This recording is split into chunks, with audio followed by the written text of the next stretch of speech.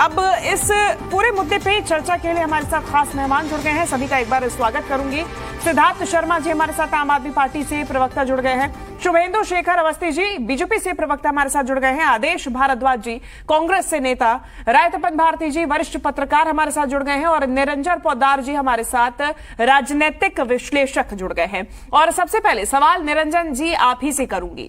जिस हिसाब से सियासत दिल्ली में देखी जा रही है, बीते कई महीनों से कहे तो इसका प्लॉट तैयार हो रहा था और अब पूरी पिक्चर जो है वो सबके सामने है। अब ये पिक्चर कितना असर डालेगी चुनावों पर और सियासत पर, इंडिया गठबंधन पर, आम आदमी पार्टी पर और बीजेपी पर, क्योंकि ये जो गिरफ्तारी हुई है अरविंद केजरीवाल की, हर किसी पर इसका असर देखा जा रहा है, पॉजिटिव नेगेटिव बोथ।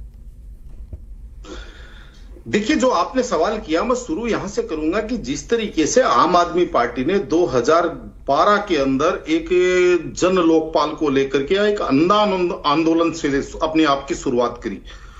मैं बात कर रहा हूं अरविंद केजरीवाल जी और उनकी टीम की। और उसके बाद में जिस तरीके से इन्होंने 2013 के अंदर इन्होंने एक राजनीतिक पार्टी बनाई और राजनीतिक पार्टी बनाने के बाद में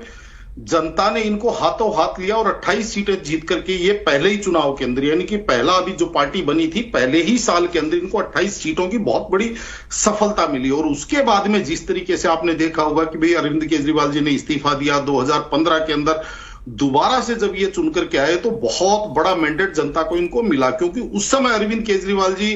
बेशक इन्होंने कांग्रेस के साथ मिलकर के सरकार बनाई थी, लेकिन वो उस टाइम के जो परिस्थितियां थी और जिस तरीके से कांग्रेस इनको चैलेंज कर रही थी कि हम आपको समर्थन देते हैं, आप सरकार बना के तो दिखाइए, सरकार चला के तो दिखाइए। क्योंकि कहीं ना कहीं ये कांग्रेस की जो सरकार थी, शीला दीक्षित जी की सरकार थी, कहीं ना कहीं ये उसी को कटघरे में खड़ा करके इन्होंने अपनी राजनीति शुरू की थी।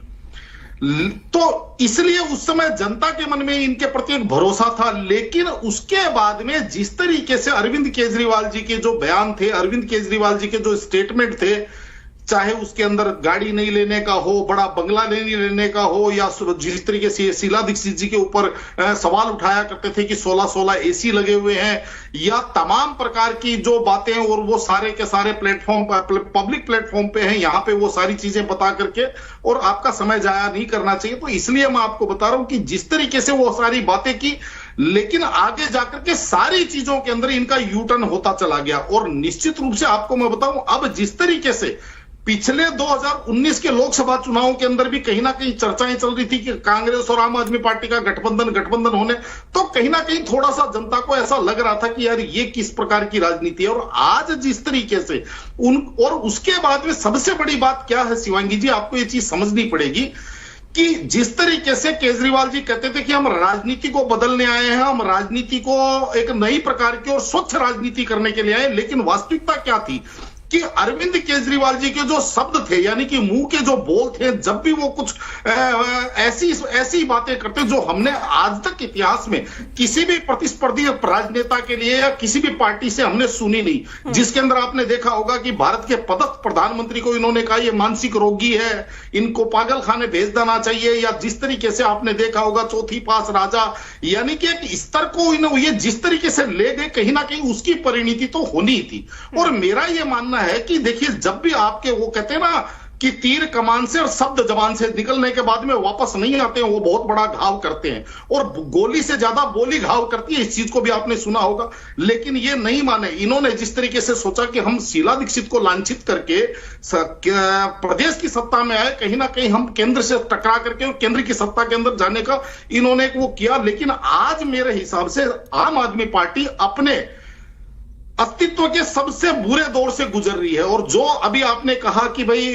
इसका क्या प्रभाव पड़ेगा, मुझे तो ऐसा लग रहा है कि अगर आज यहां पे कांग्रेस की राजनीति क्या है या कांग्रेस का नेतृत्व क्या सोच रहा है, अगर कांग्रेस यहां पे राजनीतिक समझ और राजनीतिक सोच से अगर कांग्रेस चले, तो कांग्रेस अपने खोए हुए जनाधार को दिल्ली के अंदर वापस प्राप्त कर सकती है। और कहीं ना कहीं आम आदमी पार्टी का जो ताकत है, आम आदमी पार्टी का जो स्टैंड है, वो कांग्रेस से छीना हुआ वोट बैंक ही आम आदमी पार्टी की ताकत है। लेकिन अब कांग्रेस की तो अपनी रणनीति है, इनके अपने जो इनके वॉरियर हैं या इनके जो वार रूम है, वो क्या सोचता है, ये तो अब कांग्रेस वाले ही ज्यादा समझ सकते हैं, हमारा उसके ऊपर कोई अधिकार नहीं है। लेकिन हम तो इतना जरूर जानते हैं कि राजनीति के अंदर सहमत का खेल होता है और कहीं ना कहीं आज कांग्रेस उस चीज के अंदर चूक रही है, क्योंकि आज जिस तरीके से अरविंद केजरीवाल जी जिस भ्रष्टाचार का आरोप लगा करके, जिस भ्रष्टाचार की बात करके और राजनीति में, और आज उनके ऊपर बेशक गलत आरोप लगा हो, लेकिन मेरे को एक बात बताइए कि जो अरविंद केजरीवाल जी कहते थे कि भाई जिसके ऊपर आरोप लगे उसको तत्काल इस्तीफा देना चाहिए, उसको बर्खास्त कर देना चाहिए, क्या आज स्वयं के लिए वो स्वयं के लिए नियम बदल गए? अब मुझे एक सवाल और है मेरा आपके माध्यम से कि क्या अब किसी भी राजनीतिक व्यक्ति, कोई भी राजनीतिक व्यक्ति, चाहे वो विधायक हो, सांसद हो, मंत्री हो, मुख्यमंत्री हो, प्रधानमंत्री हो, किसी के ऊपर अगर कोई आरोप लगेगा और वो जेल जाएगा तो ये तो एक नजीर बन गई कि भाई हम तो जेल से ही सांसदी चलाएंगे, हम तो जेल से ही विधायकी चलाएंगे, हम तो जेल से ही मंत्रालय चलाएंगे, क्योंकि अरविंद केजरीवाल जी ने कर दिखाया। अरे कम से कम हेमंत सोरेन जी से आप ये चीज समझ लेते। और अभी भी जिस तरीके से हठधर्मिता चल रही है कि नहीं हम तो जेल से सरकार चलाएंगे, बड़ा हास्यास्पद लग रहा है, क्योंकि देखिए आर्थिक भ्रष्टाचार हुआ नहीं हुआ हम नहीं मान सकते, लेकिन मेरा यह मानना है कि वैचारिक भ्रष्टाचार निश्चित रूप से इस चीज से उजागर हो रहा है कि ये एक वैचारिक भ्रष्टाचार की श्रेणी में मानता हूं मैं इसको। ठीक है निरंजन जी, अगर आप देखें इस पूरे सिनेरियो को, पूरे पिक्चर को, तो एक जो बड़ा सवाल है वो खड़ा हो रहा है आपके जनाधार पे। यानी कि एक तरफ आम आदमी पार्टी कह रही है कि जो भरोसा है लोगों का वो इस गिरफ्तारी के बाद में और बढ़ गया है, मैं भी केजरीवाल, तमाम कैंपेन्स आम आदमी पार्टी की तरफ से चलाए जा रहे हैं। दूसरी तरफ बीजेपी कह रही है कि जो लोगों का भरोसा थोड़ा बहुत था भी, वो भी इस गिरफ्तारी के बाद में टूट गया है, मुख्यमंत्री का चेहरा सामने आ गया है। अगर वाकई में परिस्थिति देखिए तो इस गिरफ्तारी से कितना फर्क आम आदमी पार्टी के वोटर्स पर या फिर दिल्ली की जनता पर? देखिए शिवांगी जी, इस चीज के अंदर मैंने आपको शुरुआत में ही कही थी कि जिस तरीके से आज आम आदमी पार्टी अपने अस्तित्व की लड़ाई लड़ रही है, और इसके अंदर जो आपने कहा जनता का भरोसा, ये सबसे महत्वपूर्ण चीज किसी भी राजनीतिक पार्टी के लिए यही होता है कि उसके अंदर जनता का भरोसा कितना बना हुआ है। आज अगर आप देखेंगे भरोसे की बात, तो मुझे एक बात बताइए, 24 घंटे के अल्टीमेटम के ऊपर रामलीला मैदान भर देने वाली आम आदमी पार्टी आज सड़कों पे 1000 आदमी नहीं जुगाड़ कर पा रही। आज आप देखेंगे जितने जो धरने प्रदर्शन हो रहे हैं वही 200-300 आदमी जो इनके जो पार्टी कैडर है, आज वही कहीं ना कहीं आप अलग अलग टी शर्ट पहन करके आते हुए दिखाई दे रहे। तो इससे आप स्पष्ट दिखाई दे रहा है आपको कि आज जनता कनेक्ट नहीं हो रही, और कहीं ना कहीं इस चीज को लेकर आम आदमी पार्टी परेशानी में भी है। और जिस तरीके से देखिए, मैंने आपको शुरुआती उद्बोधन में कहा था कि राजनीति जो है वो शह मात का खेल है, और अगर ये चीज सीखनी है तो अरविंद केजरीवाल जी से सीखें कि कितने बड़े राजनीति के खिलाड़ी रहे हैं, कि जो आम आदमी पार्टी कांग्रेस से छीन करके उन्होंने जो पंजाब उनसे छीन लिया, दिल्ली की सरकार उनसे छीन ली, आज वही कांग्रेस उनके पक्ष के अंदर 31 मार्च को एक सामूहिक रैली करने जा रही है। और आप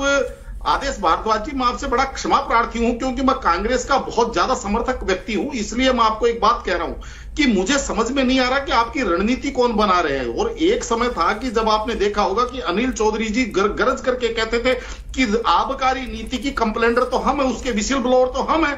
और अजय माकन जी ने ये सारी की सारी कंप्लेंट तैयार की थी। ये भी कांग्रेस का बयान है, अजय माकन जी का बयान है। लेकिन आज जिस तरीके से कांग्रेस के पास एक स्वर्णिम अवसर है, क्योंकि राजनीति जो है, अभी आदेश भारद्वाज जी कह रहे थे कांग्रेस त्याग करती है, इसने बहुत देश के लिए त्याग करे। अरे भाई, हमें दिखाई दे रहा है एक त्याग और दिखाई दे रहा है आपका। जिस तरीके से आप 27-28 राज्यों के अंदर त्याग कर चुके हैं अपनी राजनीति का, वही त्याग आप दिल्ली के अंदर दिखाई दे रहा है, क्योंकि आप अपने कम से कम पंजाब की इकाई की सुन लेते, हरियाणा की इकाई की सुन लेते, वो क्या चाह रहे हैं। लेकिन आज आप कहीं इनके पीछे आकर के खड़े हो गए आदेश भारद्वाज जी। मेरे को समझ में नहीं आ रही राजनीति, क्योंकि जिस तरीके से आज कांग्रेस की स्थिति है, देखिए मैं आपको स्पष्ट बताऊं शिवांगी जी कि कदाचित कांग्रेस की यही सबसे बड़ी समस्या रही। कांग्रेस बेशक दूसरों को अपनी गलतियों के लिए ठीकरा फोड़ती रहे, लेकिन वास्तविकता क्या हुई कि अगर बंगाल के अंदर ममता बनर्जी ने इनके वोट बैंक पे कब्जा कर लिया, ये उसके पीछे बैठ गए। उत्तर प्रदेश के अंदर सपा बसपा ने इनके वोट बैंक पे कब्जा कर लिया, ये उसके पीछे बैठ गए। बिहार के अंदर लालू यादव जी ने कि आरजेडी ने इनके वोट बैंक के पीछे उस पर, यानी कि प्रत्येक राज्य के अंदर जितनी पार्टियां सारी की सारी कांग्रेस के वोट बैंक को कब्जा करके वहां पे बैठी हुई है। और आज कदाचित वही स्थिति आम आदमी पार्टी की है। लेकिन यहाँ पे अब दूसरी बात में अरविंद केजरीवाल जी के बारे में जिस तरीके से आपने, या आम आदमी पार्टी के बारे में, देखिए ऐसा है शिवांगी जी, एक चीज मैं बताऊं, सबसे बड़ी परेशानी ये है कि ईडी का कोई भी प्रवक्ता आपके टीवी चैनल के ऊपर नहीं आता, वरना तो इनके सारी बातों का जवाब दिया जा सकता था। क्योंकि जिस तरीके से कोर्टों के अंदर ईडी बंद लिफाफों के अंदर अपने दस्तावेज अपने जजों को दिखाती है, ईडी तो अभी जांच में ही जुटी हुई है, तो फिर तो ईडी की तरफ से औपचारिक बयान तो बाद ही में ना आएंगे। नहीं, जिस तरीके से कहते हैं ना कि एक रुपए की मनी ट्रेल नहीं है, ये नहीं है, वो नहीं है। देखिए ऐसा है कि हमारी कोर्ट, लॉ ऑफ कोर्ट है, हमारी जो हाई कोर्ट है, सुप्रीम कोर्ट है, अगर ये कहते हैं तो वही सुप्रीम कोर्ट, मुझे एक बात बताइए, जब चंडीगढ़ के अंदर जो लोकतंत्र की हत्या होती है उसके ऊपर फटकार लगाता है ना, वो इलेक्टोरल बॉन्ड के ऊपर वो सरकार को झुका देता है ना, तो अगर सरकार कहीं गलत कर रही है और अगर हाई कोर्ट, सुप्रीम कोर्ट को लगता कि सरकार कहीं ना कहीं राजनीतिक वैमनस्य से या राजनीतिक प्रतिद्वंद्विता से दूसरे व्यक्ति को परेशान कर रही है, तो क्या वो कोर्ट ईडी को फटकार नहीं लगा सकता? क्या वो high court, supreme court, ED मतलब हाई कोर्ट, सुप्रीम कोर्ट से बड़ा है? लेकिन वास्तविकता यह है कि कहीं ना कुछ समस्या है जो जजों को भी दिखाई दे रही है, कोर्टों को भी दिखाई दे रही है। केवल और केवल प्रॉब्लम इतनी है कि इनको बोलने की स्वतंत्रता है और ईडी को बोलने की स्वतंत्रता नहीं है। तो मेरा तो यह मानना है कि आज अगर ये जितनी भी इसके अंदर प्रलाप करेंगे, मेरे हिसाब से कहीं ना कहीं अपनी और जो इनकी जो बची खुची प्रतिष्ठा है उसको कहीं ना कहीं मेरे हिसाब से गिराते जा रहे हैं। ठीक है, आप सभी का धन्यवाद हमारे साथ इस चर्चा में जुड़ने के लिए। आज की बहस में फिलहाल